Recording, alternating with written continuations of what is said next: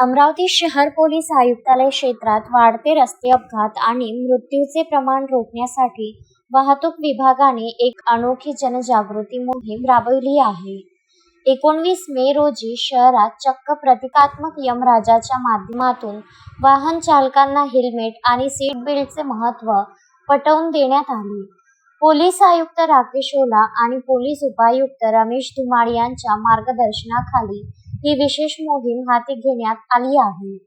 वाहतूक विभागाने दिलेल्या माहितीनुसार शहरात 2023 ते 2025 दरम्यान 237 भीषण अपघातांमध्ये 260 जणांचा मृत्यू झाला.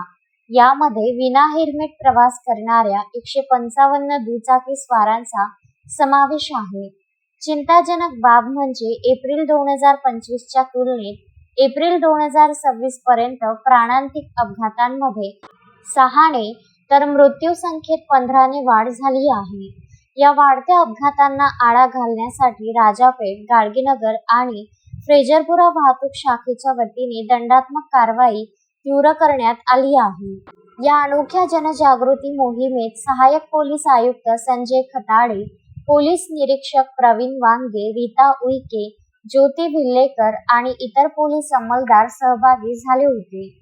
अपघात टाळण्यासाठी आणि कुटुंबाचे आर्थिक व मानसिक नुकसान वाचवण्यासाठी नागरिकांनी नियमितपणे हेल्मेट व सीट बेल्टचा वापर करावा आणि रस्ते सुरक्षा नियमांचे पालन करावे असे आवाहन करण्यात आले आहे.